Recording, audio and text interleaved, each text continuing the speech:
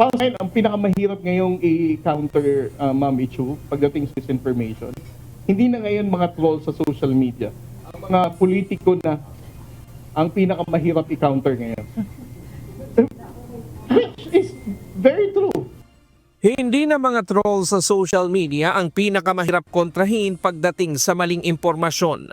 Ayon kay Commodore G. Tariela, tagapagsalita ng Philippine Coast Guard para sa usapin ng West Philippine Sea, mas nagiging komplikado ang sitwasyon kapag ang nagsasalita ay isang mambabatas mula sa Senado o Kongreso na may sariling taga-suporta at botante.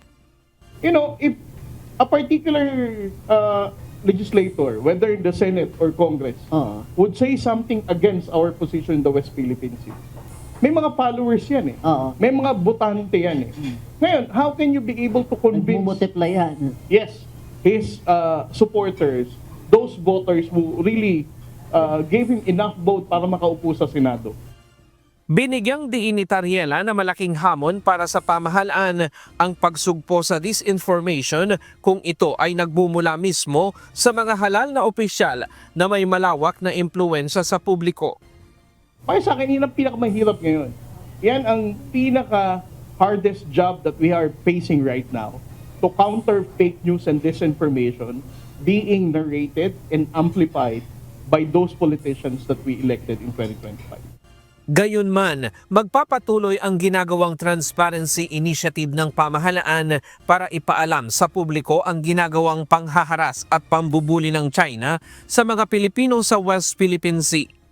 Di naman anya aaminin ng China pero nasasaktan sila sa transparency initiative ng pamahalaan dahil resulta nito ang patuloy na suportang natatanggap ng Pilipinas sa international community. The impact of the transparency effort really, obviously, no, even without the Chinese government admitting it, alam nilang nasasaktan sila because the international community is widely supporting the Philippine government each time we publicize an incident. Kapag ang issue ng West Philippine Sea, itinigil natin ngayong 2026, by 2028, nalimot na natin ulit kung sino ang mga politiko na nanandigan para sa China at hindi sa ordinaryong Pilipino.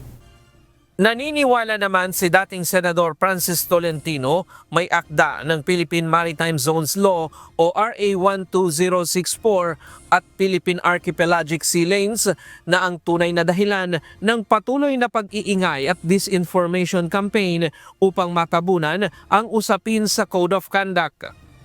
At habang palapit ng palapit yun, ay gusto ng iba na madilute yung usapin tungkol sa Code of Conduct. COC. Yung COC.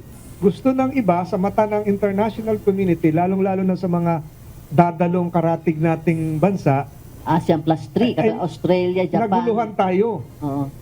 So, dapat siguro, the job now of the DFA is to have a continuing dissemination of right information. Magtandem na sila ng PCO ba yun? Hindi PCSO, PCO. Magtandem na sila, ipaliwanag nila to. Kung hindi, madadrown sila ng misinformation, palapit yung ASEAN. Kaya baka ma-discarrel pa dyan yung Code of Conduct na siguro gusto ng isang bansa ay hindi matuloy. Oo. Ang Code of Conduct ay nagtatakda ng malinaw na patakaran at pamantayan ng asal upang maiwasan ang gulo at hindi pagkakaunawaan. Ryan Lacanlale, UNTV News and Rescue. Diyos ang aming sandigan, serbisyo publiko ang aming pinahahalagahan.